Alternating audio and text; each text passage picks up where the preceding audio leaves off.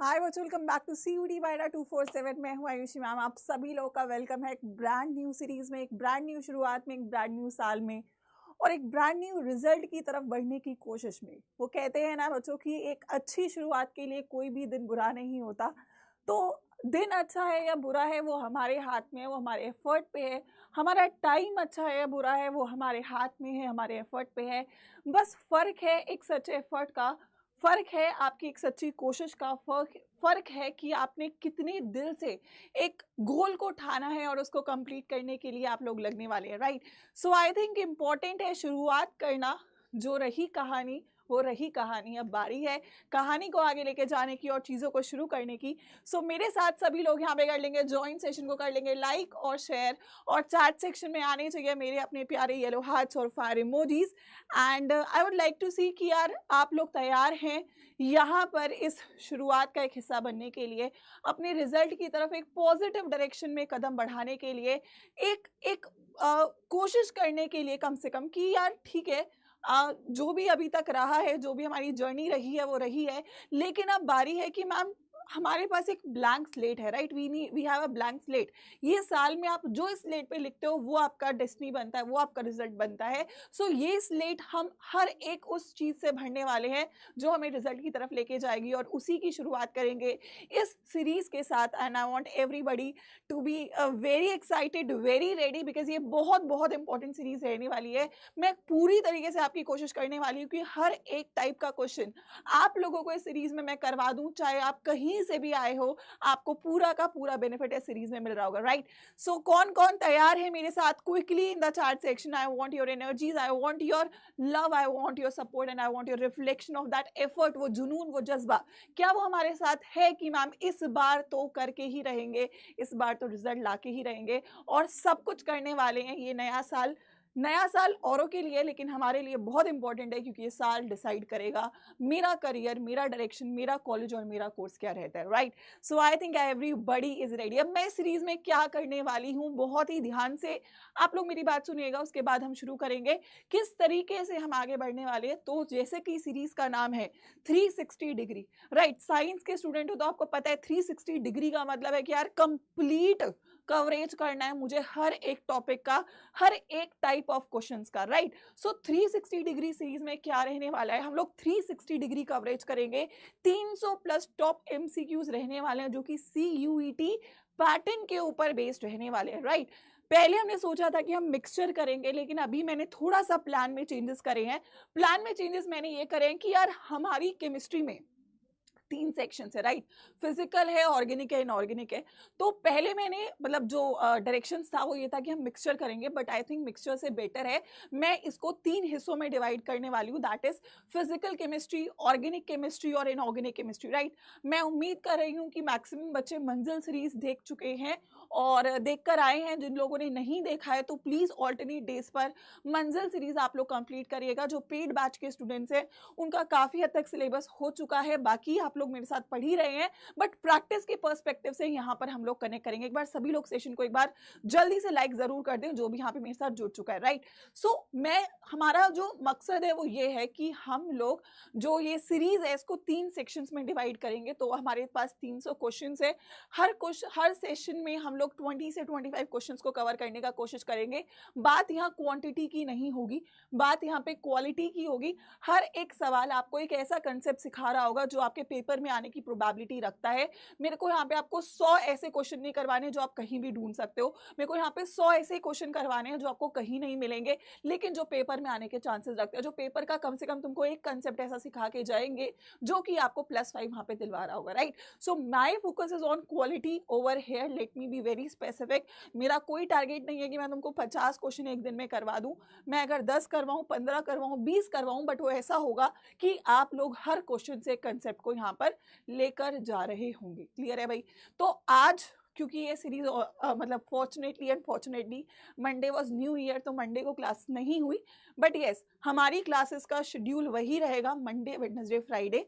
नई क्लास है, नए बच्चे हैं, कुछ बहुत सारे पुराने हैं, तो मैं एक बार क्लियर कर देती हूँ। मंडे वेडनेसडे फ्राइडे हमारा शेड्यूल रहेगा। रोज शाम 5 बजे लाइव। इस हफ्ते में आज का दिन है और एक फ्राइडे का दिन है, तो 2 पार्ट्स में आपका ये हफ्ता डिवाइडेड है, पार्ट 1 और पार्ट 2। पार्ट 1 आज जो है मेरा एसोसिएटेड रहेगा for physical chemistry, right. Part 1 is for physical chemistry और ये होगा आपका फ्राइडे का शेड्यूल, बहुत इंपॉर्टेंट रहेगा, तो इसके अकॉर्डिंग आप प्रिपेयर करके आ सकते हो। आप अपनी ऑर्गेनिक को रिवाइज करके आएंगे। अब ऐसा नहीं है कि एक बार फिजिकल किया तो फिर बाद में फिजिकल नहीं होगा।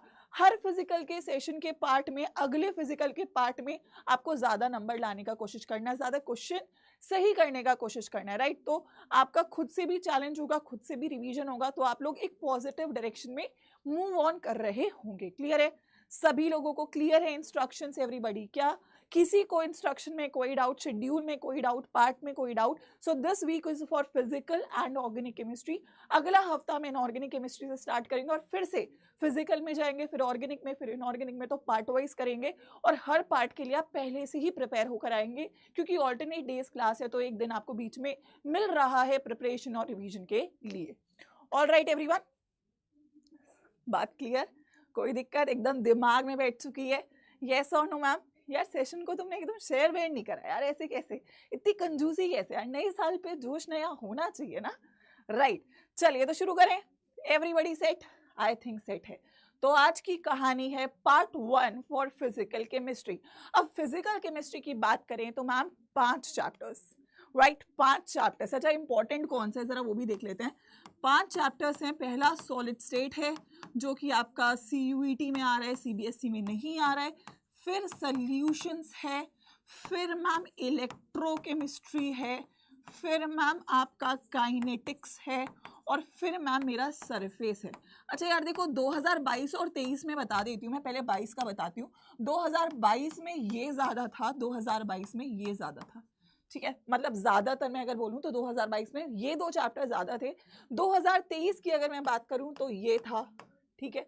उसके बाद या फिर आई वुड से सोल्यूशन से भी ज़्यादा अगर मैं बोलूँ तो आपका इलेक्ट्रोकेमिस्ट्री था, सरफेस केमिस्ट्री था, और ये दोनों मतलब मॉडरेट थे। मतलब आई वुड से अगर तीसरा चैप्टर मैं उठाऊं तो ये था। सॉलिड स्टेट से ज़्यादा नहीं आया था इस बार।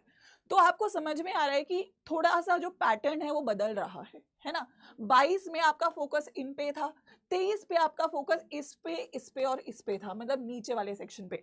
अब इसमें मैं एवरेज मान के चलूँ तो यार देखो, इलेक्ट्रोकाइनेटिक्स तो सेट हो रखा है, इलेक्ट्रोकाइनेटिक्स दोनों में आया है।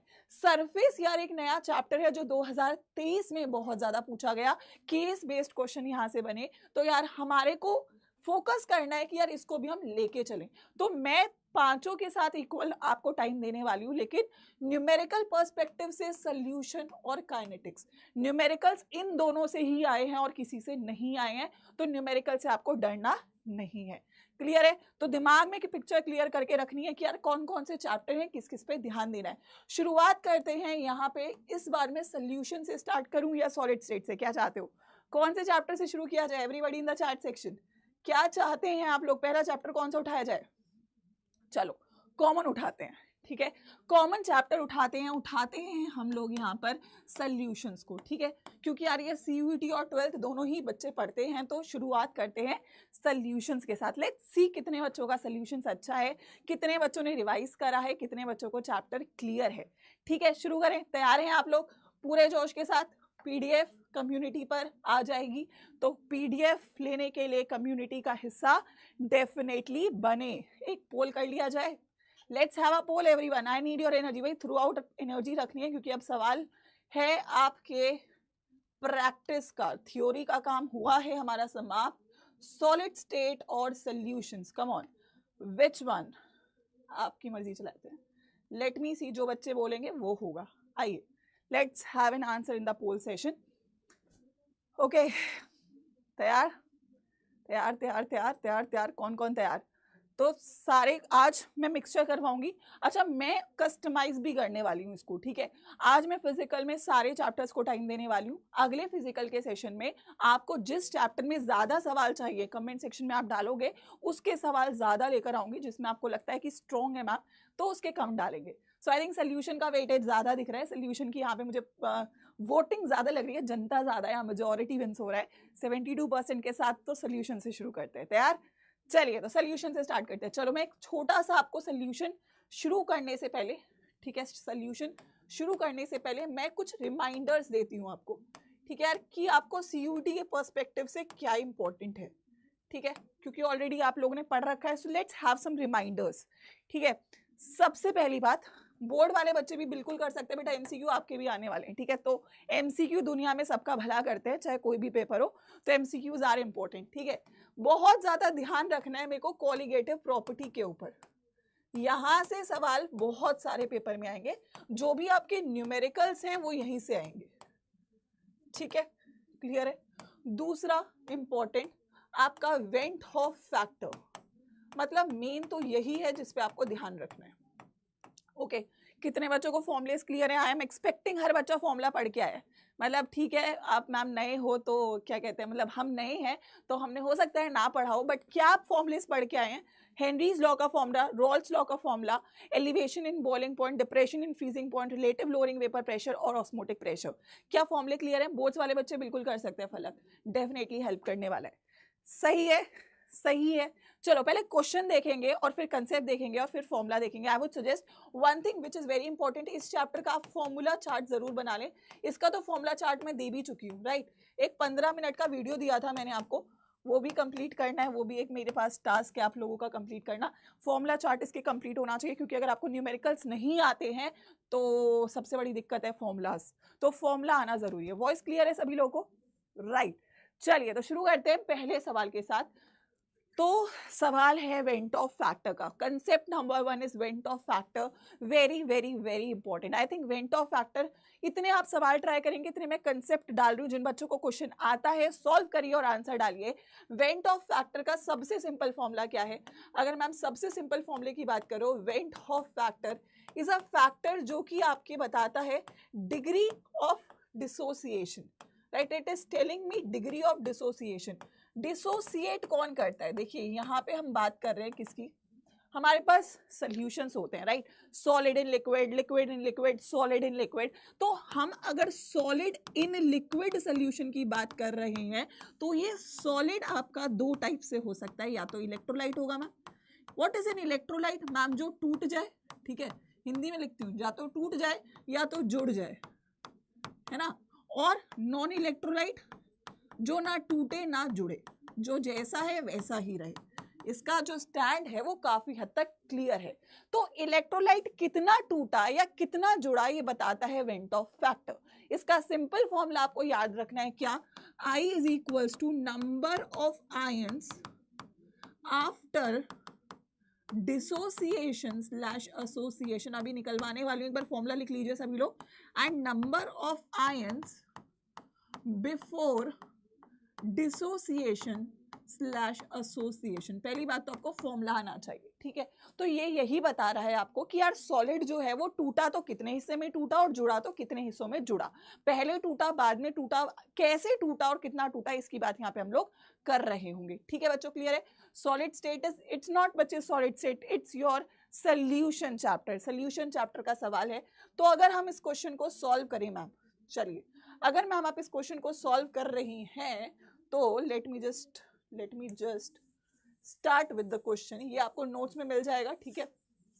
आइए, अगर हम इसे सॉल्व कर रहे हैं, मुझे बताइए went of factor for Hg2Cl2 कितना होगा। Hg2Cl2 जब टूटेगा तो किसमें टूटेगा? 2Hg2 पॉजिटिव और 2Cl नेगेटिव। इसका वेंट ऑफ फैक्टर कितना होगा? Number of ions 2 and 2 that is 4, और पहले कितना है 1 दैट इज 1। तो वेंट ऑफ फैक्टर कितना हुआ? 4। कितना हुआ? 4। आइए सभी लोग निकालेंगे। NaCl किस में टूटेगा मैम? Na प्लस और Cl माइनस में। Na2SO4 किस में टूटेगा? आपको पता है जो नीचे नंबर होता है वो आगे आ जाता है। 2Na प्लस, इसके नीचे कुछ भी नंबर नहीं है, SO4 2 नेगेटिव। आइए Al की बात अगर मैं करूं तो यहाँ पे 3 है, तो ये क्या हो जाएगा 3, या मैं बोलूं दैट इज इसके नीचे क्या है 1 है, तो Al3 पॉजिटिव, इसके आगे 3 है तो 3NO3 नेगेटिव। आइए Al2 2 है तो 2Al3 पॉजिटिव, और इसके नीचे 3 है तो 3SO4 2 नेगेटिव।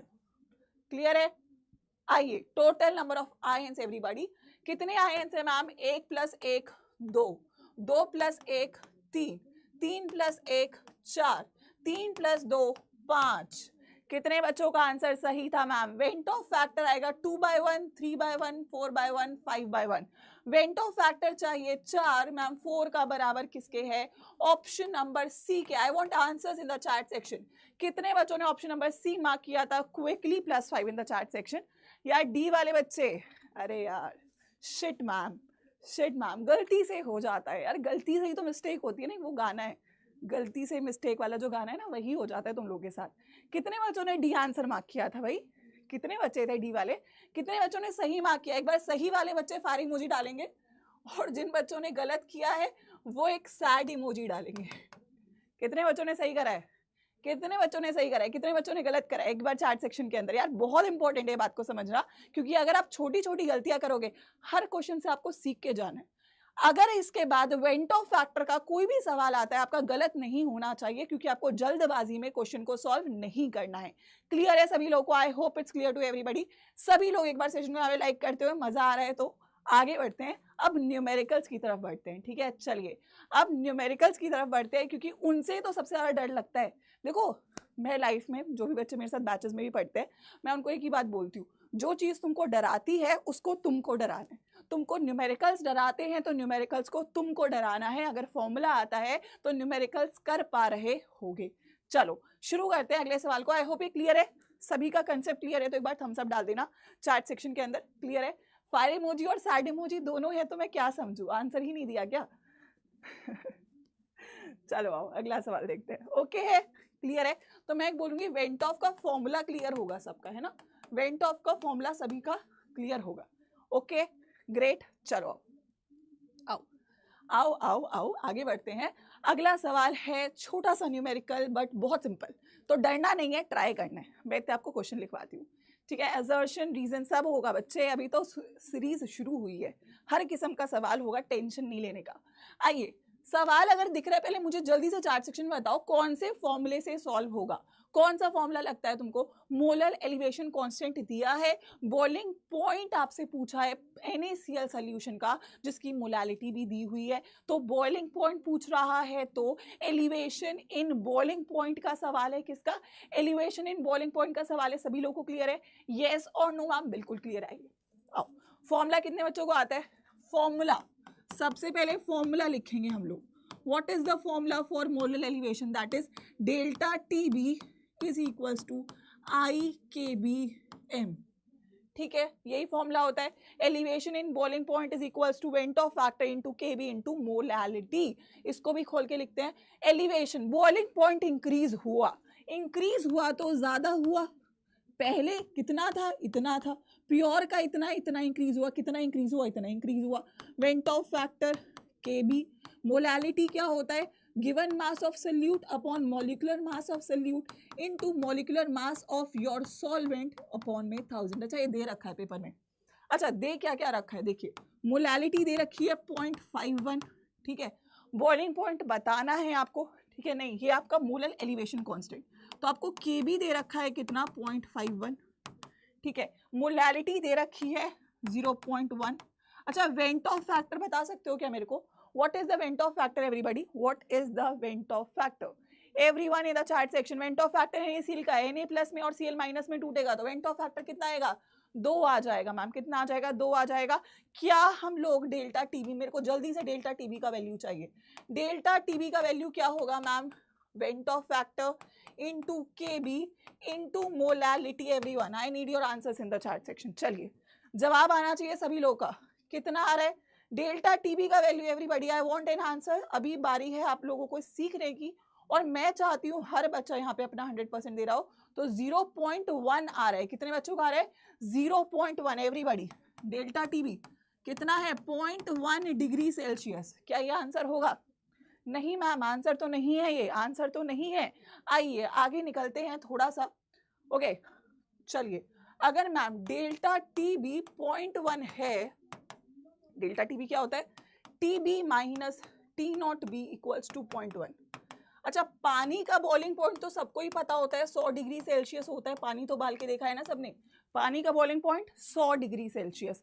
तो अब कितना होगा, अब कितना होगा मैम, 100 डिग्री सेल्सियस है, 0.1 का इजाफा हुआ है, तो टीबी कितना होगा 100 प्लस 0.1, तो कितना होगा 100.1 डिग्री सेल्सियस। किसी को डाउट, कितना आएगा 100.1 डिग्री सेल्सियस। क्या होगा आंसर एवरीवन, 100.1। अच्छा, मैक्सिमम बच्चे इसमें गलती क्या करते हैं ये भी ध्यान रखो, गलती होगी आप लोगों से बेशक, ये आप इसको इग्नोर करना पसंद करते हो और इसको इग्नोर करके जो आंसर आएगा वो भी दे रखा है। तो मैक्सिमम बच्चे ऑप्शन नंबर ए को मार्क करके आते हैं और ऑप्शन नंबर ए के साथ लगता है सही करके आए हैं, बट मिलती है नेगेटिव मार्किंग क्योंकि आप वेंट ऑफ फैक्टर को अवॉइड नहीं कर सकते हो। क्लियर है, वेंट ऑफ फैक्टर को हम लोग अवॉइड नहीं कर सकते। समझ में आ गई ये बात, बहुत ध्यान रखना। मैं आपको यहाँ पे ये भी बता रही हूँ आप गलत क्या करते हो, क्योंकि आप इस फेज से जा रहे हो और हम इस फेज से जा चुके हैं, तो हमें पता है कि तुम लोग क्या, वो होता है ना हमारे खून में आ जाती है वाली गलती। वेंट ऑफ फैक्टर तो नहीं लगाएंगे, दुनिया में कुछ भी लगाएंगे पर वेंट ऑफ फैक्टर नहीं लगाएंगे। क्लियर है, क्वेश्चन मुश्किल था, सवाल कितने बच्चों को क्लियर हो, एक बार quickly in the fire emoji in the chat section अगर क्लियर हो चुका है और ये गलती आप नहीं करेंगे। सभी लोगों को क्लियर है बच्चे, सीयूईटी की सेशन तैयारी के लिए है। देखो अब मेरे पास टाइम नहीं है थोड़ा सा इतना, बट इवेंचुअली मैं बोलूँ एमएससी और बीएससी में केवल लेवल का डिफरेंस आता है, टॉपिक सेम रहते हैं, ठीक है। So you can try it but eventually it's for CUET UG. आइए सभी लोग को क्लियर है, कोई डाउट कोई परेशानी? चलिए सवाल यहाँ पे एक और क्लियर होता है, तो अगला सवाल की तरफ अगर मैं बढ़ूँ तो अगला सवाल है डिप्रेशन इन फ्रीजिंग पॉइंट का। मुझे एक लाइन का मतलब चाहिए, अगर मेरा 100% डिसोसिएट हुआ NaCl, मुझे आंसर आप लोग इसका देंगे, व्हाट इज द NaCl का वेंट ऑफ फैक्टर। अगर ये NaCl 100% टूट गया तो इसका वेंट ऑफ फैक्टर कितना होगा भाई? आप लोग सॉल्व बाद में करेंगे, पहले आप मुझे ये बताएंगे। एक सेकेंड, हो गॉड, एक मिनट रुको। हाँ जी हाँ जी हाँ जी हाँ जी हाँ जी, बहुत अच्छे प्रिया एंड अदिति, बहुत सही बहुत सही। यार देखो समझने वाली बात ये है, 100% का मतलब पूरा टूट चुका है। अब हिंदी मेरी सही हो, आई होप सो, पूरा टूट चुका है मतलब अगर तुमने एक NaCl डाला तो एक का एक पूरा टूट चुका है। अब एक मोल ऑफ NaCl किस में टूटेगा? Na प्लस में और Cl माइनस में। तो एक NaCl किस में टूटेगा? दो हिस्सों में टूटेगा। तो वेंट ऑफ फैक्टर कितना होगा मैम? 2/1 होगा। तो वेंट ऑफ फैक्टर कितना होगा? 2 होगा। क्या होगा? 2 होगा। समझ में आ रहा है सभी लोगों को? क्लियर है, वेंट ऑफ फैक्टर 2 निकल कर आएगा। क्लियर है, आइए चलिए अब सवाल की तरफ बढ़ते हैं, ये बात क्लियर हुई हमें, तो let's move towards the question. आइए, अगर मैं इतना समझ चुकी हूँ वेंट ऑफ फैक्टर क्या है, बच्चे इसमें कंफ्यूज हो जाते हैं, तो वेंट ऑफ फैक्टर मैम अगर 2 आ चुका है, फ्रीजिंग पॉइंट आपको बताना है, ठीक है, मोलैलिटी 1 दे रखी है, ठीक है, उसके बाद आपको KF भी दे रखा है 1.86, तो तुमको TF बताना है। भाई बहुत ही सिंपल सा सवाल है, हम नहीं या नहीं मैम, बताइए बताइए बताइए, वेंट ऑफ फैक्टर क्या होता है मैम? अरे स्टार्टिंग में तो बताया था Yadav, Shubham Yadav, I think so. बच्चे स्टार्टिंग में बताया था, एक बार रिपीट करके देख लेना। बेसिकली ये बताता है कि तुम्हारा सॉलिड कितना टूटा है, ठीक है। आइए लास्ट में अगर कोई डाउट रहता है तो उसको मैं डेफिनेटली सॉल्व करूंगी, बट एक बार जो भी करंट चल रहा है एक बार उसको फोकस कर लो। तो ये बता रहे हैं, अब देखो तुम्हें सिंपल सी बात पता है, पहले मैं आगे बढ़ूँ इससे पहले मैं तुमको ये बताना जरूर चाहूंगी। आइए इतने आप इसको सॉल्व कर रहे हैं, देखो जब भी तुम एक सॉलिड को लिक्विड में डालते हो, ठीक है, तुम एक चीज ऑब्जर्व करते हो और वो क्या है, तुम्हारा वेपर प्रेशर कम होता है। क्या होता है? Vapour pressure. जब भी एक सॉलिड को लिक्विड में डालते हो तो वेपर प्रेशर कम होता है, सिंपल बात है। क्यों कम होता है मैम? क्योंकि obviously non volatile, this is a non volatile चीज जो कि आपकी वेपराइज नहीं होगी, इसको क्या बोलेंगे? नॉन वॉलेटाइल इन वॉलेटाइल का मिक्सचर, ठीक है। तो अगर तुम्हारा वॉलेटाइल कंपोनेंट कम हो रहा है तो ऑब्वियसली क्या हो रहा है, तुम्हारी गैस कम हो रही है, और अगर गैस कम हो रही है तो वेपर प्रेशर भी कम ही होगा ना, सिंपल बात, वेपर प्रेशर कम होगा। दूसरी बात, बॉइलिंग पॉइंट डायरेक्टली प्रोपोर्शनल होता है वेपर प्रेशर के? नहीं, इनवर्सली प्रोपोर्शनल होता है। तो आपका बॉइलिंग पॉइंट घटता है या इंक्रीज होता है? इंक्रीज होता है। इसलिए प्रॉपर्टी बनती है elevation in boiling point. Vapour pressure घट रहा है इसलिए बॉइलिंग पॉइंट बढ़ रहा है। और तीसरी प्रॉपर्टी होती है फ्रीजिंग पॉइंट की, और फ्रीजिंग पॉइंट डायरेक्टली प्रोपोर्शनल होता है वेपर प्रेशर के, इसीलिए फ्रीजिंग पॉइंट आपका क्या होता है? घटता है। तो डिप्रेशन इन फ्रीजिंग पॉइंट और एलिवेशन इन बॉइलिंग पॉइंट, ये दोनों आपकी कोलिगेटिव प्रॉपर्टी हैं जो कि आती हैं यहां से, ठीक है, कहां से, यहां से, राइट। सो क्वेश्चन मैम यही बोलता है, आइए डेल्टा टीएफ का फॉर्मूला आई के एफ एम, ठीक है, आई है 2, के एफ दे रखा है 1.86 और मोलालिटी है 1। What is the value of delta TF everyone, what is the value of delta TF, quickly everybody in the chat section, जवाब आना चाहिए सभी लोगों का। क्या है फॉर्मूला, 2 इंटू 1.86 कितना होगा, 3.72 मैम, कितना आएगा 3.72। अच्छा डिप्रेशन आया है 3.72 डिग्री सेल्सियस, ठीक है, राइट, क्योंकि हमारा जो के एफ या की भी हम यहाँ पे इसको डिग्री सेल्सियस में ले रहे हैं। सो डेल्टा टी एफ यहाँ पे क्या है, डिप्रेशन, डिप्रेशन मतलब कि आपका जो अभी का फ्रीजिंग पॉइंट है वो डिक्रीज हुआ है। अच्छा ये कितना है 0 डिग्री और ये कितना है टी एफ, ये कितना है 3.72, तो यहाँ से टी एफ कितना आएगा 0 प्लस 3.72, तो आंसर कितना आएगा 3.72 डिग्री सेल्सियस, कितना आएगा 333.72 degree Celsius. Option number D would have been your correct option, क्या आएगा, option number D would have been your. अच्छा यहाँ पे अगर वेंट ऑफ फैक्टर मिस कर दिया तो आंसर आएगा 1.86, वो भी ऑप्शन में दिया हुआ है, ठीक है। अगर तुमने वेंट ऑफ फैक्टर को मिस कर दिया, एक सेकेंड, हाँ एक सेकेंड, माइनस में आएगा, सॉरी, देखिए यहाँ से अगर मैं टी एफ निकालूं तो इट इज 0 माइनस 0.72, तो माइनस 3.72 डिग्री सेल्सियस। हाँ भाई डिप्रेशन हुआ है ना, कुछ तो घटा है, बिल्कुल। आंसर होगा क्या, ऑप्शन नंबर बी, ठीक है, याद रखिएगा option number B, B, D नहीं बी। अरे यार लॉजिक लगाना पड़ेगा ना यार, कुछ तो घटा है, 0 तो पहले ही था, 0 से अब कम हुआ ना, तो ऑप्शन नंबर बी होगा, ऑब्वियस ही बात है ना, 0 तो पहले ही था, उससे कम हुआ भाई, माइनस में जाएंगे हम लोग, ऑप्शन नंबर बी वाले बच्चे सही हैं, परफेक्ट, बी वाले बच्चे सही हैं। क्लियर है सभी लोगों को, कोई डाउट, कोई परेशानी, कोई दिक्कत, आई होप सो यहाँ तक भी नहीं होगी। बढ़े आगे, ओके है, चलो, तो ये वाला कंसेप्ट भी आता है। आइए अब बढ़ते हैं अगली टर्म की तरफ, वो है ऑस्मोसिस।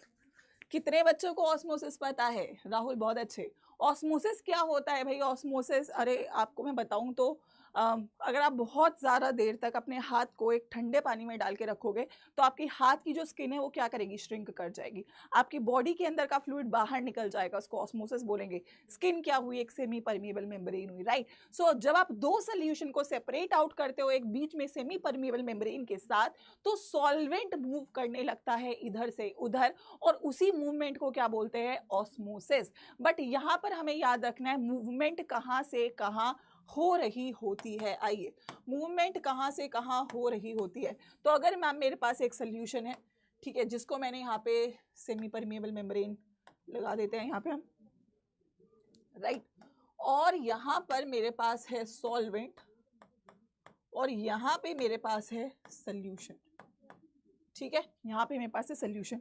मूवमेंट कहाँ से कहाँ होती है एवरीवन, सॉल्वेंट से सोल्यूशन की तरफ होती है। कहाँ होती है, सॉल्वेंट से सोल्यूशन की तरफ होती है। तो अगर सॉल्वेंट यहाँ पर है और यहाँ पे सोल्यूशन है, तो सोल्यूशन में क्या होता है, सोल्यूट प्लस सॉल्वेंट होता है ना। तो मुझे बताओ कंसंट्रेशन यहाँ पे क्या होगी, यहाँ पे सोल्यूट है तो यहाँ पे कंसंट्रेशन हाई होगी, यहाँ पे सोल्यूट नहीं है तो यहाँ पे कंसंट्रेशन लो होगी।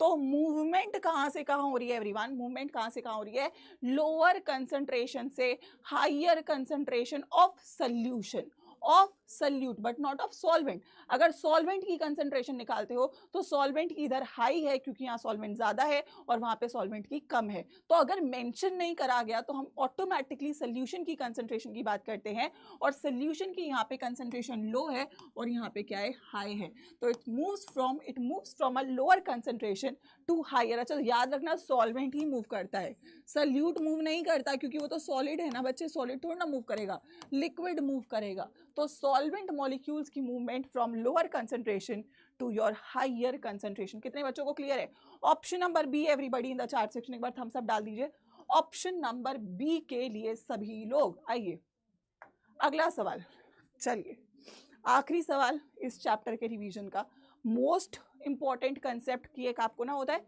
झलक मिल चुकी है। झलक के बाद की कहानी अभी आगे सेशंस में रहेगी, बट एक बार चैप्टर की झलक मिलनी जरूरी है कि यार आएगा क्या पेपर में, यही आएगा, जो करवा रही हूँ यही आएगा, तो आप निश्चित रहिए उसके लिए। ठीक है, ये so molar elevation constant is the ratio of elevation in boiling point to. बहुत बेसिक सवाल है, बहुत बेसिक सवाल है। चलिए, मोलर एलिवेशन कांस्टेंट क्या है? It is the ratio of elevation in boiling point to. बताइए, रेशो, क्वेश्चन की लैंग्वेज समझ रहे हो? हिंदी वाले बच्चे हिंदी में प्लीज पढ़ सकते हैं। केबी क्या है? KB is the ratio of elevation in boiling point to. Everybody in the chat section क्या होगी, किसकी आती है यहाँ पे? आई थिंक एवरीबडी नोस कि मैम अगर delta T B went of factor अगर मैं हटा दूं तो के बी एम के बराबर होता है, तो यहाँ से के बी क्या होगा? Delta T B by M के बराबर। तो ये m क्या है ma'am? What is this m? m मेरी क्या है? मोलैलिटी। अच्छा, इसमें कंफ्यूज नहीं होना, मोलैरिटी नहीं होगा, मोलैलिटी होगा। दोनों ही में मोलैलिटी का इस्तेमाल किया जाता है। Option number B would have been your correct option. Clear है सभी लोग? सभी लोग सॉल्यूशंस के बारे में थोड़ा सा जो मिथ था, आई होप वो आपका क्लियर हुआ होगा कि यार वो नहीं रखना यार, कोई चैप्टर डरावना है, कोई चैप्टर डरावना नहीं है। आप पेपर के सवालों का लेवल भी देखो, न्यूमेरिकल्स भी देखो, न्यूमेरिकल्स बहुत स्ट्रेट हैं। अगर आपको फॉर्मूला आता है तो इस चैप्टर को कॉन्कर करने का एक तरीका, यू नीड टू इंश्योर कि आपको फॉर्मूला चार्ट पता है और आपको टाइप ऑफ क्वेश्चंस पता है। तो टाइप ऑफ क्वेश्चंस के लिए मैंने यहाँ पे एक झलक दी है, इसका अगला लेवल मिलेगा आपको अगले पार्ट में, तो आपको इस चैप्टर को रिवाइज करके आना है। अब हम बढ़ते हैं अपने अगले चैप्टर की तरफ, और वो है solid state. Let's get started with solid state. अगला चैप्टर सॉलिड स्टेट करें, इलेक्ट्रो करें? चलिए, चैट सेक्शन में आपसे पूछा जाए अगला चैप्टर सॉलिड स्टेट या solutions, everyone in the chat section. चलो एक पोल कर लेते हैं, लेट्स सी आप लोग क्या बोलते हैं। So next chapter solid state या फिर इलेक्ट्रो, विच वन? चलिए, सो लेट्स सी कहाँ पे जाता है पोल ज्यादा। यस यस यस, सॉलिड वाले बच्चे ज्यादा हैं वैसे। सॉलिड जिन बच्चों ने मुझसे पढ़ लिया उनका सॉलिड स्ट्रॉन्ग होगा, राइट? अगर आपने बैच में पढ़ा है या मंजिल में पढ़ा है, सॉलिड हो चुका है वहाँ पे। सो 55% जा रहे हैं सॉलिड की तरफ। वजन तो सॉलिड पे ज्यादा बढ़ रहा है यार। एक ये लाइक का आंकड़ा वो क्रॉस करवा दो जल्दी से। इलेक्ट्रो बोल रहे हैं कुछ बच्चे, अरे करवाएंगे तो सारे ही, एक एक करके सबकी बारी आएगी। मुझे लग रहा है वैसे आज हम थोड़ा ज़्यादा डिटेल में जा रहे हैं, बट मैं डिटेल में ही जाऊंगी। मैं आपको पहले ही बोल रही हूँ कि आई विल नॉट रश। अभी मेरा टारगेट आपको अनगिनत सवाल करवाना नहीं है, वो भी दिन आएंगे जब हम प्रैक्टिस की तरफ फोकस करेंगे, जब मैं एक एक मिनट में आपको एक एक सवाल करवाऊंगी। लेकिन अभी मेरा फोकस है आपको वो आपकी फ्रेंडशिप करवाना सवालों के साथ, कि एटलीस्ट आपको क्लियर हो कि सवाल करने क्या है। चलिए, तो आई थिंक यार देखो सॉलिड स्टेट में ज़्यादा बन रहा है, एक बार पहले सॉलिड करते हैं, ठीक है? Great, I hope you are liking the session. उसके बाद फिर हम लोग इलेक्ट्रो पे बैठते हैं, ठीक है? क्लियर है? Okay okay everyone, let's get started with solid state. अच्छा देखो, सॉलिड स्टेट का एक मैं थोड़ा सा अंदाजा दे देती हूँ।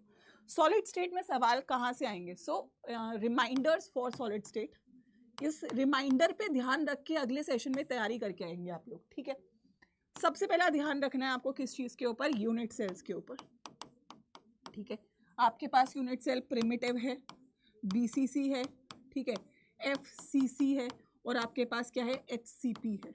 इनकी अरेंजमेंट याद रखनी है, A B A arrangement, A arrangement, A B arrangement, A B C FCC की अरेंजमेंट, ए बी सी। अगर आपने देखा नहीं है प्लीज़ मेरा एक बार सेशन देखिएगा। ए बी अरेंजमेंट पता होनी चाहिए। फिर इसमें कितना नंबर ऑफ पार्टिकल है, कोऑर्डिनेशन नंबर क्या है, वॉइड क्या है, ये सारी बातें आपको यहाँ पे पता होनी चाहिए, क्योंकि formula making, definitely formula making से सवाल पेपर में बहुत सारे पूछे गए हैं। सो उस पर हमें ध्यान रखना है। उसके लिए आपको हर यूनिट सेल के जो कॉम्पोनेंट्स है पता होने चाहिए। जेड, लोकेशन ऑफ एटम्स कहाँ पे है, उसके बाद कॉन्ट्रीब्यूशन कितना है, वॉइड कितना है, क्या अरेंजमेंट है, ये सब बातें पता होनी चाहिए। दूसरा इंपॉर्टेंट टॉपिक वॉइड्स के बारे में है। वॉइड्स कितने हैं, स्पेशली टेट्राहेड्रल और ऑक्टाहेड्रल कितने हैं और कहाँ हैं, ठीक है? और तीसरा इंपॉर्टेंट सेक्शन रहेगा डिफेक्ट्स। डिफेक्ट्स में सबसे इंपॉर्टेंट फ्रेंकल और स्कॉटकी ही रहेगा, बाकी सब भी इंपॉर्टेंट है, बट इसका सबसे ज्यादा वेटेज रहने वाला है, ठीक है? तो आपको इस पे बहुत फोकस करना है। मतलब देखो, हर एक एग्जाम का एक रूल होता है, क्या होता है? 90:10, ठीक है? या फिर मैं इसको बोलूँ 10:90, एक रूल होता है। रूल क्या होता है? रूल होता है 10:90। क्या कहता है? 10% चैप्टर 90% पूछा जाता है, समझ रहे हो। तो 10% जो है, अगर इसको तुमने 100% तैयार कर लिया तो तुम्हारा पूरा पेपर का 90% सेक्शन कवर हो जाता है। तो आपको समझना पड़ेगा पूरे चैप्टर के वो 10% टॉपिक्स कौन से हैं, right. So I am telling you यहाँ पे कि वो क्या क्या है, ठीक है। चलिए तो शुरू करें। Everyone ready, all set. पहले सवाल के साथ आपको पता होना चाहिए एटम कहाँ पे कितने क्या है। Let's get started. Formula making वाले सवाल बहुत इंपॉर्टेंट है, कैसे करने हैं, ठीक है। एक बार मैं जल्दी से एक बार रिवीजन भी लेना चाहूंगी आप लोगों का। चलो मैं यहाँ पे करवा देती हूँ, ठीक है। मेरे को बीसीसी का जेड बताइए everyone, what is the value of Z for BCC quickly in the chat section. जो इंपॉर्टेंट है वो करवा रही हूँ क्योंकि ये पेपर में आ सकती है। What is the BCC for Z. Z आपका क्या रहेगा अगर मैं बोलूँ तो, आपका एटम कहाँ पे लोकेटेड है, 8 कॉर्नर पे और एक बॉडी सेंटर पे। तो बीसीसी कितना आएगा, 2, ठीक है। 8 कॉर्नर पे और एक बॉडी सेंटर पे, तो बीसीसी कितना आएगा आपका, 2, राइट। एफसीसी या सीसीपी, जेड का वैल्यू कितना आएगा एवरीवन, एफसीसी या सीसीपी, जेड का वैल्यू कितना आएगा मैम, टोटल आएगा 4, राइट। एटम का है मैम 8 कॉर्नर पे हैं और 6 फेस सेंटर पे हैं, 8 कॉर्नर पे और 6 फेस सेंटर पे, बहुत शानदार। अच्छा इसके वर्ड्स पूछे जाते हैं टेट्राहेड्रल और ऑक्टाहेड्रल, राइट। तो टेट्राहेड्रल वर्ड कितने होते हैं, 2 टाइम्स ऑफ जेड, और ऑक्टाहेड्रल वर्ड होते हैं जेड के बराबर। तो टेट्राहेड्रल वर्ड कितने होंगे everybody in the chat section. Z है यहाँ पे 4, तो टेट्राहेड्रल वर्ड कितने हो जाएंगे, 2 into 4 दैट इज 8। कितने हो जाएंगे, 2 into 4 8। और जेड का वैल्यू कितना रहेगा, 4, तो ऑक्टाहेड्रल वर्ड रहेंगे कितने, 4, राइट। एक और देख लीजिए HCP इन 3 डायमेंशन। तो HCP का Z कितना होता है, कितने बच्चों को पता है HCP का Z कितना होता है एवरीवन। इसका Z होता है मैम कितना, 6, ठीक है। कितना होता है, 6। तो यहाँ पे भी टेट्राहेड्रल वर्ड का सेम और ऑक्टाहेड्रल वर्ड का सेम। तो टेट्राहेड्रल वर्ड कितना रहेगा ma'am, tetrahedral word that is 2 times of 6 यानी कि 12, और ऑक्टाहेड्रल वर्ड कितना रहेगा मैम, 6, ठीक है। क्लियर है, ये पता होना चाहिए।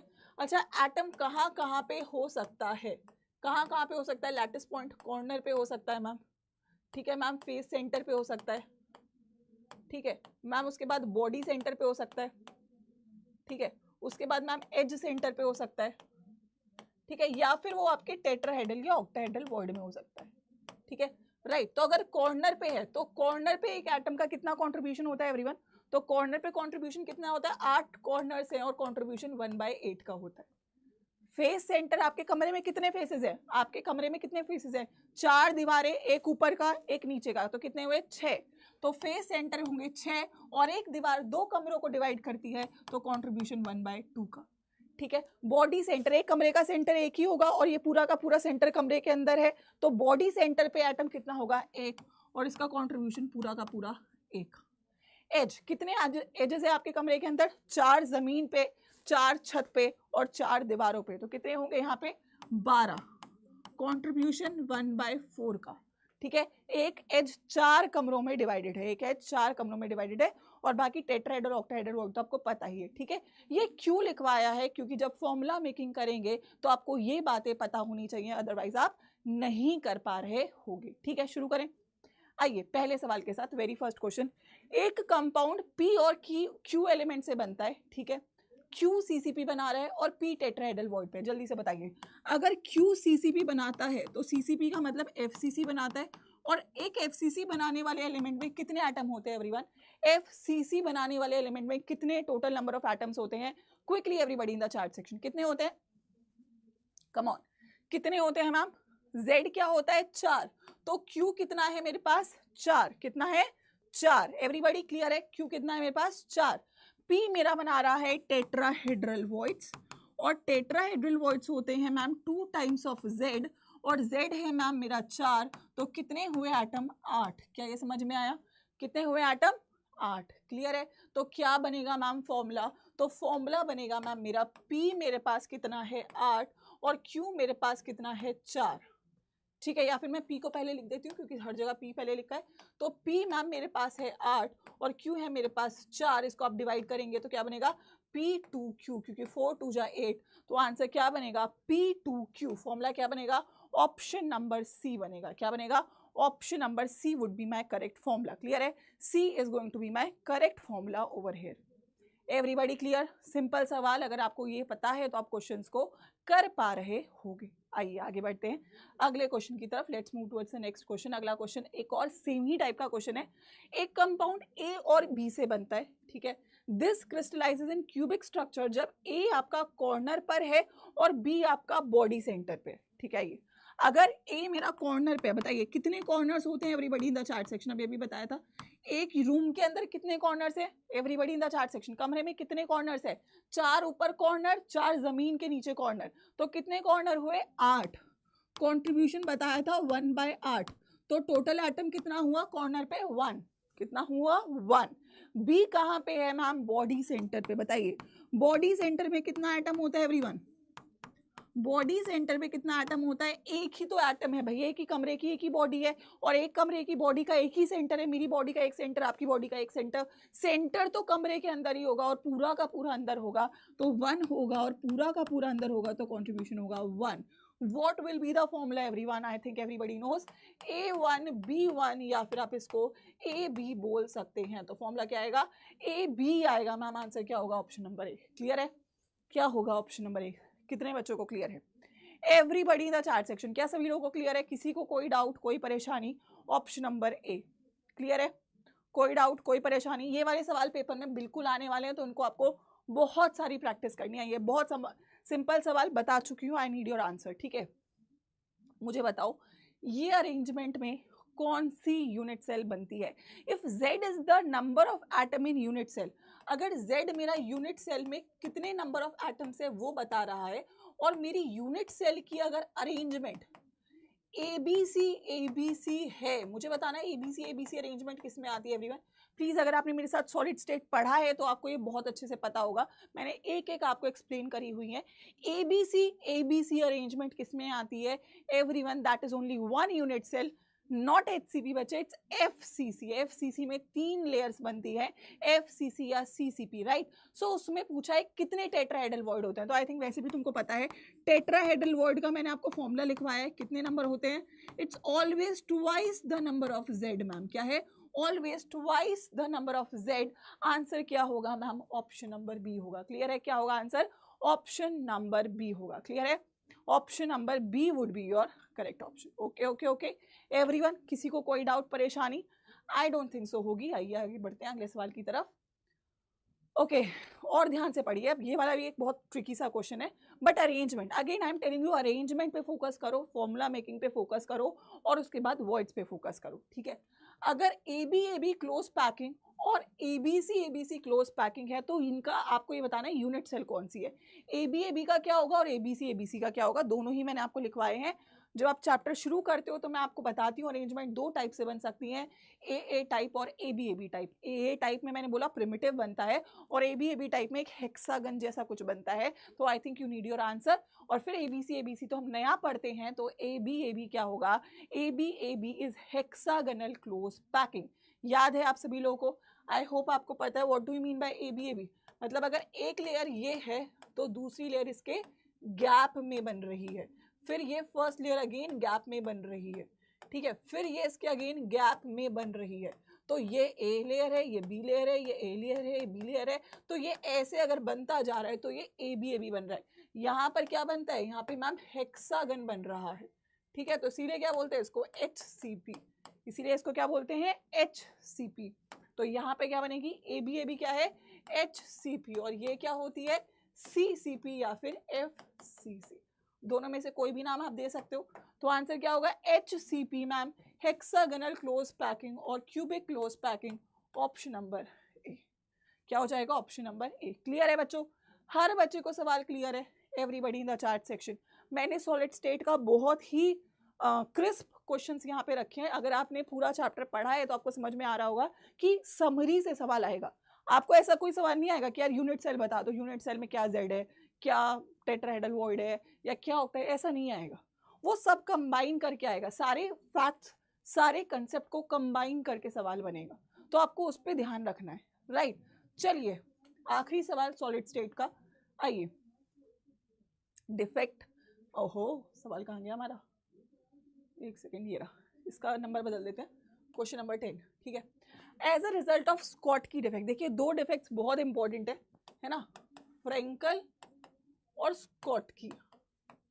अच्छा, दोनों कौन से डिफेक्ट होते हैं, कितने बच्चों को पता है? इट्स अ स्टीशियोमेट्रिक डिफेक्ट है या नॉन स्टीशियोमेट्रिक डिफेक्ट है? एवरीवन, स्टीशियोमेट्रिक डिफेक्ट है या फिर नॉन स्टीशियोमेट्रिक? स्टीशियोमेट्रिक जिसमें स्टीशियोमेट्री मेंटेन हो, नॉन जिसमें ना हो, मतलब कैटायन और एनायन का नंबर बराबर अगर होता है तो आप फ्रेंकल या स्कॉटकी में जाएंगे, ये स्टीशियोमेट्रिक डिफेक्ट होते हैं। राइट एवरीवन, क्लियर है एवरीवन? यस। सो इंपॉर्टेंट क्या है मैम, फ्रेंकल में क्या होता है मैम? डिसलोकेशन होता है। क्या होता है? डिसलोकेशन। एक कैटायन एक एनायन, एक कैटायन एक एनायन, एक anion cation anion cation, cation anion cation anion. क्या होता है मैम? एक कैटायन अपनी जगह छोड़ता है और यहाँ पे आके बैठता है। क्या हुआ मैम? यहाँ पे आपकी वैकेंसी क्रिएट हुई, वैकेंसी डिफेक्ट बना, और यहाँ पे आके बैठा इंटरस्टिशियल पोजीशन में, तो इंटरस्टिशियल डिफेक्ट हुआ। ठीक है। अच्छा, स्कॉटकी में मैम क्या होगा? स्कॉटकी में भी सेम, अगर मैं बनाऊं cation anion cation anion anion cation anion cation cation anion cation anion, यहाँ पे क्या होता है मैम? एक कैटायन अगर गया तो उसके साथ एक एनायन भी जाएगा, तो यहाँ पे क्या होगी? यहाँ पे दो वैकेंसी क्रिएट हो गई है। ठीक है, डेंसिटी की बात कर रहे हैं यहाँ पे। अच्छा, यहाँ वाले केस में डेंसिटी पे अगर मैं असर पूछूं, यार कोई चीज अपनी जगह छोड़ के गई है, बाहर थोड़ी ना गई है तो इस क्रिस्टल में ही ना, मूवी तो कर रहा है, तो डेंसिटी पे कोई असर नहीं पड़ेगा भाई, डेंसिटी तो उतनी की उतनी है। लेकिन यहाँ पर से दो लोग बाहर गए तो डेंसिटी क्या होगी? कम होगी। नहीं, दो चीजें बाहर गई हैं तो डेंसिटी डिक्रीज होगी। राइट, तो मैं क्या बोलूंगी? स्कॉटकी डिफेक्ट में डेंसिटी क्या होगी? डिक्रीज होगी। डेंसिटी क्या होगी? डिक्रीज होगी, और फ्रेंकल पे कोई असर नहीं पड़ेगा। क्लियर है एवरीबॉडी? दो चैप्टर्स का रिवीजन कंप्लीट हुआ है। कंप्लीट तो नहीं हुआ है, आई वुड से शुरू हुआ है, कंप्लीट तो बिल्कुल नहीं हुआ है। बहुत सारे सवाल करवाने हैं मुझे, आपको बहुत सारे टाइप के सवाल करवाने हैं। Match the following, statement assertion, reason based, order based, बहुत सारे सवाल हैं, सब करेंगे धीमे धीमे, बट शुरू हुआ है। कम से कम होता है ना कि अगर मैं शुरू ही नहीं करूंगा तो मैं अंत तक तो कभी पहुंच पाऊंगा। राइट, चलिए अब तीसरा चैप्टर मैं आपके लिए उठाऊंगी, इलेक्ट्रोकेमिस्ट्री, जैसा कि मैंने आपको प्रॉमिस भी करा था। आइए शुरुआत करते हैं। सबसे ज्यादा टाइप ऑफ क्वेश्चन जो पेपर में आते हैं वो है कोहलरैश लॉ से। What's Kohlrausch law? किस चीज में इस्तेमाल किया जाता है कोहलरैश लॉ का? Everybody in the chat section, session को लाइक शेयर करने के लिए मुझे ना बोलना पड़े, खुद ब खुद करना है तुमको। और रोज नहीं, मंडे वेडनेसडे फ्राइडे 5 बजे मेरे आने से पहले आना है, क्योंकि ये तुम्हारी सीरीज होने वाली है। It's nothing related to me. मेरा बस एक ही फायदा होगा, तुम्हारे नंबर आएंगे तो मुझे खुशी मिलेगी। तो अगर मेरे को खुशी मिलती है तो मेरा बस उतना ही फ़ायदा है, लेकिन तुम्हारे लिए ये एक बहुत ही इंपॉर्टेंट सीरीज साबित होगी, इतना मुझे लगता है, क्योंकि आपका जो प्रैक्टिस का लेवल है वो बहुत इंक्रीज होने वाला है ना? चलो ओके। सो क्यों इस्तेमाल करते हैं कोहलरैश लॉ का? देखो यार, तुम लोगों को हमने पढ़ाया क्या इसमें, इस चैप्टर में इलेक्ट्रोकेमिस्ट्री शुरू करने से पहले? Let's have a summary for electrochemistry, reminders. ठीक है, what are the reminders for electrochemistry? ठीक है, सबसे पहला आपको जो आपकी इलेक्ट्रोकेमिकल सेल है, इलेक्ट्रोकेमिकल से 3 हिस्सों में डिवाइडेड है वैसे भी ये चैप्टर, तो इलेक्ट्रोकेमिकल सेल में से आपको क्या आना चाहिए? आपको पता होना चाहिए कैथोड और एनोड क्या है। ठीक है, उसको एक सेकेंड, हाँ, आपको पता होना चाहिए कैथोड और एनोड क्या है। इसको आप लिखोगे कैसे? मतलब जो मैंने आपको लिखवाया था, पहले एनोड फिर कैथोड और फिर ब्रिज और फिर कैथोड। फिर आपको पता होना चाहिए ई नॉट सेल को कैसे निकालते हैं, जो कि फॉर्मूला है E nought of cathode minus E nought of anode. Last equation का न्यूमेरिकल आने की प्रोबेबिलिटी बहुत कम है, क्योंकि वो एक टाइम बेस्ड क्वेश्चन होता है और उसको आप स्किप ही करोगे अगर पेपर में आता है तो। ठीक है, दूसरी बात यहाँ पर से आपको रिड्यूसिंग और ऑक्सीडाइजिंग पावर का सवाल आएगा ऑर्डर में लगाने वाला। ठीक है, तो इस पे काम करना है अपने को। ठीक है, उसके बाद आएगा आपका सेकंड सेक्शन कंडक्टेंस का। ठीक है, कंडक्टेंस से इंपॉर्टेंट रहेगा आपकी स्क्रीन पे जो मैं बोल रही हूँ। पहली चीज इफेक्ट ऑफ डाइल्यूशन, वो बहुत ज्यादा पेपर में आता है। ठीक है, और बहुत ज्यादा अच्छा लगा तो एक एसआई यूनिट का सवाल आता है वो। ठीक है, फिर लैम्डा एम का फॉर्मूला और लैम्डा एम का variation, that is strong electrolyte और वीक इलेक्ट्रोलाइट में जो ग्राफ बनता है। ठीक है, वो, और फिर कोहलरैश लॉ भी आई जाती है।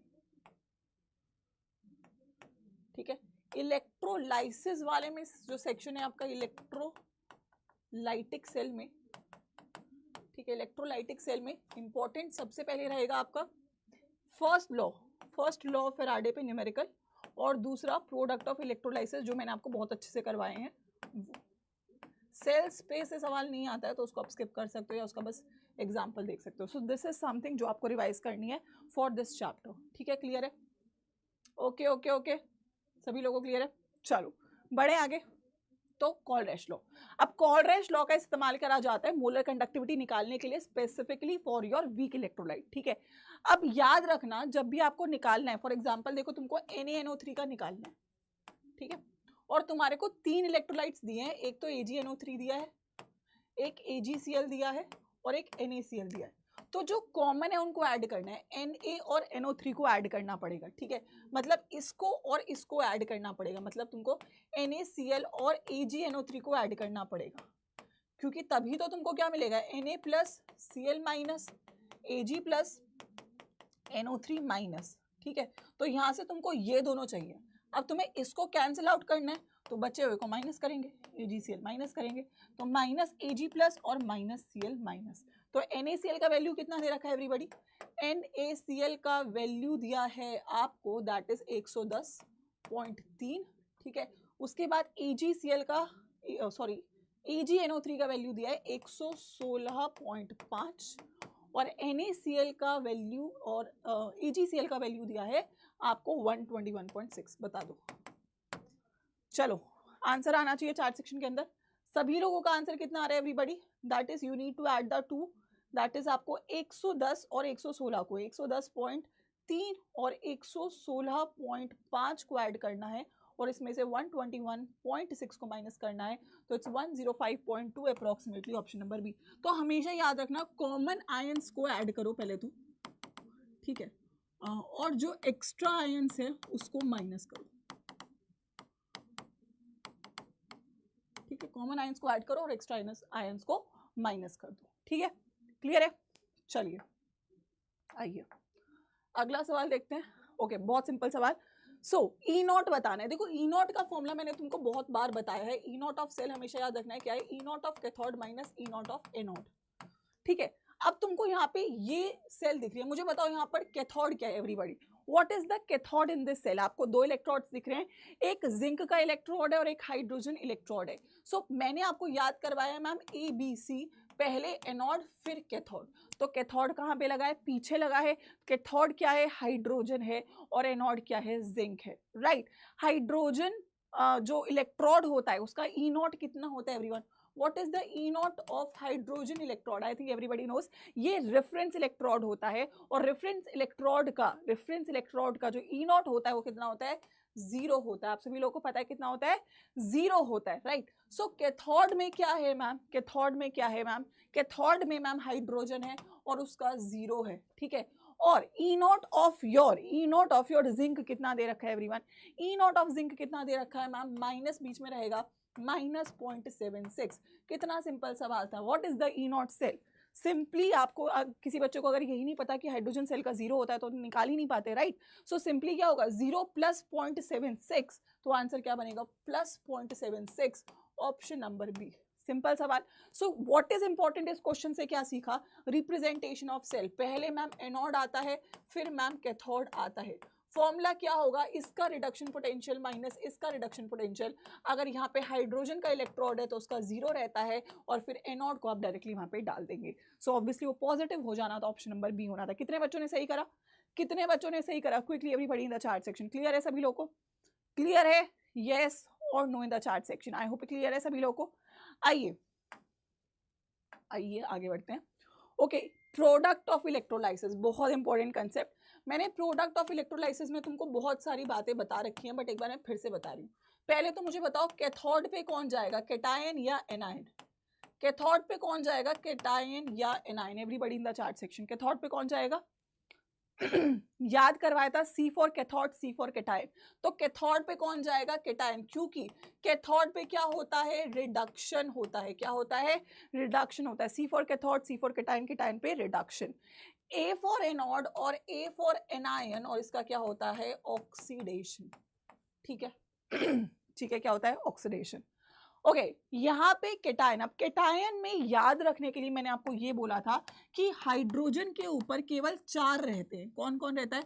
कॉपर रहता है, ठीक है, Ag रहता है, Au रहता है और प्लैटिनम रहता है। 4 रहते हैं H+ के ऊपर, मतलब इन चारों का रिडक्शन पोटेंशियल पॉजिटिव है, हाइड्रोजन का 0 है और बाकी सभी मेटल का रिडक्शन पोटेंशियल नेगेटिव है। जिसका रिडक्शन पोटेंशियल ज्यादा होता है वो ही कैथोड पे जाता है। एनोड में मैंने आपको बोला था केवल OH नेगेटिव के साथ OH नेगेटिव केवल Cl से हारता है और OH नेगेटिव इसके अलावा बाकी सबसे जीत जाता है, SO4 2- या PO3 2-। फॉस्फेट सल्फेट दोनों से जीत जाता है, ठीक है। आइए सोडियम सल्फेट का इलेक्ट्रोलाइसिस हो रहा है, ठीक है, किसका हो रहा है? सोडियम सल्फेट का, ठीक है। तो सोडियम है मेरे पास, सल्फेट है मेरे पास, पानी में डाला है तो पानी के आयंस भी होंगे, H+ है मेरे पास और OH- है मेरे पास। तो मुझे बताओ पहले तो कैथोड पे कौन आएगा? कैथोड पे केटायन आता है और केटायन में मेरे पास 2 ऑप्शन है, सोडियम और H+। कौन जाएगा? सोडियम और H+ में से कौन जाएगा everybody in the chat section? Sodium क्या उन चारों में है? नहीं है, तो सोडियम नीचे होगा और H+ ऊपर होगा, तो जो ऊपर होगा उसका रिडक्शन होगा। तो कैथोड पे एवरीबॉडी कौन आएगा? कैथोड पे मैम H+ जीतेगा और हाइड्रोजन गैस को रिलीज करेगा। क्या देगा? H+ जाएगा और हाइड्रोजन गैस को रिलीज करेगा। आइए अगर मैं एनोड की बात करूं, ठीक है, तो एनोड में आपके पास 2 आयंस हैं, OH- और SO4 2-। अब मैंने बोला OH- केवल एक चीज से हारता है, वो है Cl। यहाँ पे Cl नहीं है तो क्या सल्फेट से हारेगा? नहीं मैम, सल्फेट से नहीं हारेगा, तो OH- आपको देगा ऑक्सीजन गैस। आपको पता होना चाहिए ये, अदरवाइज आप क्वेश्चंस गलत करोगे। तो यहाँ पे ऑल्दो इलेक्ट्रोलाइसिस सोडियम सल्फेट का है, लेकिन प्रोडक्ट में आपको हाइड्रोजन और ऑक्सीजन गैस मिलेगी, hydrogen on cathode and oxygen और एनोड। तो आंसर होगा ऑप्शन नंबर डी। समझ में आया? बहुत इंपॉर्टेंट कंसेप्ट है ये, आपको कभी भी नहीं आता है समझ में, क्योंकि मुझे पता है सबसे ज्यादा डाउट होता है इलेक्ट्रोलाइसिस में, आपको याद ही नहीं होता है क्योंकि इतने सारे होते हैं। सिंपल एंड शॉर्ट ट्रिक याद रखनी है आपको। H+ के ऊपर केवल 4 हैं, बाकी सब में H+ जीतेगा। क्यों H+ बता रही हूँ? क्योंकि पानी है और पानी में H+ और OH होता है, तो H+ से कंपेयर करना है और OH से कंपेयर करना है। H+ से केवल ये 4 जीतेंगे और OH से केवल Cl जीतेगा, इसके अलावा सब हार जाते हैं। क्लियर है? All right, last 2 questions for the session, थोड़ा सा ध्यान रख के सॉल्व करेंगे। आइए last 2 questions for the session. The standard reduction potential आपको चारों का दिया है, स्ट्रॉन्गेस्ट रिड्यूसिंग एजेंट पूछा है, स्ट्रॉन्गेस्ट रिड्यूसिंग एजेंट, ठीक है। रिड्यूसिंग एजेंट क्या करता है? सिंपल बात, दूसरे का रिडक्शन, क्योंकि एजेंट है तो रिडक्शन करवा रहे हैं, और जब दूसरे का रिडक्शन कर रहा है तो सेल्फ क्या कर रहा है? ऑक्सीडेशन। ऑक्सीडेशन किसका होता है? जिसका E0 रिडक्शन पोटेंशियल क्या होता है? मिनिमम होता है। आइए किसका है minimum? Minus minus plus plus, minus में 2 है, माइनस में नंबर जितना बड़ा होगा उतना छोटा होगा, तो सबसे कम किसका? इसका। तो कौन होगा आंसर? कौन होगा आंसर मैम? जिंक होगा आंसर। क्या होगा? Zinc. Option number A would have been your correct option. Clear है सवाल सभी लोगों को? तो ये कंसेप्ट पे ध्यान रखना है, ये स्पीड पे ध्यान रखना है। Let's start the last question. थोड़ा सा आज मैंने टाइम ज्यादा लगाया है, but I think it's worth it in the end. अगर हमारे को समझ में आ रहा है, अगर हम कनेक्ट कर पा रहे हैं, अगर हम मोटिवेटेड फील कर पा रहे हैं, तो सेशन वर्थ इट है। और हम अगले सेशंस में डेफिनेटली इंटेंसिटी, स्पीड और एक्यूरेसी पे काम करेंगे। मतलब देखो, ऐसा नहीं है मैं आपको पहले दिन ही बोल दूं कि तुम ओलंपिक्स जीत जाओ। भाई पहले तुमको दौड़ना सीखना पड़ेगा, फिर तुमको अपने अपने आसपास के बच्चों में जीतना है, फिर तुमको स्टेट पे जीतना है, फिर तुमको नेशनल पे जीतना है, फिर तुम ओलंपिक्स पे जाते हो। तो मैं तुमको स्टार्टिंग में बोलूँ कि यार 50 क्वेश्चन कर डालो, तो तुम नहीं कर सकते हो ना। So we will work on, हर सेशन में कुछ ना कुछ एक्स्ट्रा हम ऐड ऑन करेंगे। So let's start the last question. सभी लोग एक बार सेशन को यहाँ पे लाइक कर दीजिए, क्योंकि ये सेशन आपका है और क्योंकि हर एक चीज मैं चाहती हूँ आपके अकॉर्डिंग ही हो। ठीक है, आइए, definitely it's important for boards. बच्चे सारे MCQs आपके बोर्ड्स में हेल्प करने वाले हैं। ठीक है यार, ये आखिरी क्वेश्चन, हाँ, this is the last question for the day. Which of the following statement is correct? चलिए, रिडक्शन ऑक्सीडेशन की कहानी। ऑलराइट, सो आपको मैंने बहुत अच्छे से बताया हुआ है, एक वर्ड कार्ब और एक वर्ड कार्न। याद है कितने बच्चों को? कार्ब मैंने बताया था इलेक्ट्रोकेमिकल सेल के लिए, और ये मैंने इलेक्ट्रोलाइटिक सेल के लिए बताया था। तो अब आप इसके हिसाब से मुझे जवाब बताइए क्या होगा। Everybody in the chat section, क्या होगा? परफेक्ट। चलो, बोर तो नहीं हुए? पता नहीं चला होगा समय का, मुझे तो नहीं लगा। You enjoyed chemistry, that is important. Do you like chemistry? That is important. Are you sure you're going to rock chemistry? That is important. Are you sure you will get 200 in chemistry? That's most important. चलिए, तो हाँ, electrochemical cell. So oxidation occurs at anode at in both galvanic and electrolytic cell. कौन सी statement correct है? मुझे answer तो वैसे पहले ही मिल गया क्या? चलो चेक कर लेती हूँ। ऑक्सीडेशन कहाँ पे होता है? ऑक्सीडेशन हमेशा वैसे तो एनोड पे ही होता है। Oxidation occurs in anode in both galvanic, पहले मैं चेक कर लेती हूँ क्या एक से ज़्यादा आंसर सही हो सकता है। रिडक्शन अकर्स इन एनोड, ये तो बिल्कुल ही गलत है, ठीक है। रिडक्शन अकर्स इन एनोड नहीं। Oxidation occurs in anode in electrolytic cell, where is reduction, यार नहीं। देखो, पॉजिटिव नेगेटिव में डिफरेंस है, ठीक है, पॉजिटिव नेगेटिव में डिफरेंस है। कैथोड पे होता है रिडक्शन, पॉजिटिव होता है इलेक्ट्रोकेमिकल सेल के लिए। कैथोड पे होता है रिडक्शन, सॉरी कांड एन था ये, नेगेटिव होता है इलेक्ट्रोलाइटिक सेल के लिए। तो सिमिलरली एनोड पे होता है ऑक्सीडेशन, नेगेटिव होता है इलेक्ट्रोकेमिकल सेल के लिए। एनोड पे होता है ऑक्सीडेशन, पॉजिटिव होता है इलेक्ट्रोलाइटिक सेल के लिए। आंसर था ऑप्शन नंबर ए, ठीक है, आंसर था ऑप्शन नंबर ए, डी नहीं था बच्चे, answer A was your correct option. So yes, A is your correct option.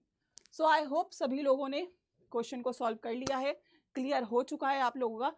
अब नेक्स्ट क्लास में हम बढ़ेंगे अगले 2 चैप्टर्स की तरफ। देखो, अब मुझे 2 काम चाहिए आप लोगों से। पहली चीज़ तो सभी लोग सेशन को लाइक जरूर करना, कमेंट में 2 चीज़ें चाहिए। पहली बात, इन 3 चैप्टर्स में अगला फिजिकल का जो सेट होगा उसमें किसके आपको ज़्यादा सवाल चाहिए, ठीक है, इलेक्ट्रो के, सॉलिड के या सोल्यूशंस के, क्योंकि काइनेटिक्स और सरफेस तो मैं करवाऊंगी ही, बट ज़्यादा सवाल बचे हुए में से किसके चाहिए वो आप कमेंट सेक्शन में ज़रूर करके जाइएगा। नेक्स्ट फ्राइडे की क्लास, मतलब परसों की क्लास ऑर्गेनिक की रहेगी। सो आई वॉन्ट आप ऑर्गेनिक में सारे चैप्टर्स रिवाइज करके आएंगे। अगर आप चाहते हो किसी ऑर्गेनिक के चैप्टर की ज़्यादा वेटेज रखे तो वो भी कमेंट करके जाइएगा। सो ऑर्गेनिक में हम क्वेश्चंस लेंगे from your haloalkanes, alcohol, aldehyde, amines और बायोमोलिक्यूल्स, ठीक है। तो ये 5 चैप्टर मेरी लिस्ट में है। अगर आप किसी का ज़्यादा क्वेश्चन चाहते हो तो कमेंट सेक्शन में ज़रूर बताना। और सेशन कैसा लगा उसके लिए comment section is all open. I would read every comment, but I would like everyone to give their honest review कि ये सेशन और ये सीरीज क्या आपको लगता है डेफिनेटली चेंज ला रही होगी आपके रिजल्ट के अंदर। तो कमेंट सेक्शन में ज़रूर कमेंट करके जाइएगा, right. And otherwise you can join the batches for CUET अड्डा 247। वो आप लोगों को पता है कि आप ऐप पे जाके डाउनलोड कर सकते हैं, इनरोल कर सकते हैं, और ये कोड ज़रूर यूज़ कर सकते हैं क्योंकि ये कोड मेरा कोड है। अगर आप इनरोल करते हैं तो इस पर आपको डिस्काउंट मिल रहा होगा, ठीक है। चलो, मिलते हैं अगले सेशन में, ध्यान रखिए अपना। Thank you and have a nice day बच्चों। Will read your comments, comment करके ज़रूर जाना और लाइक करके भी जाना। मंडे फ्राइडे को मिलते हैं।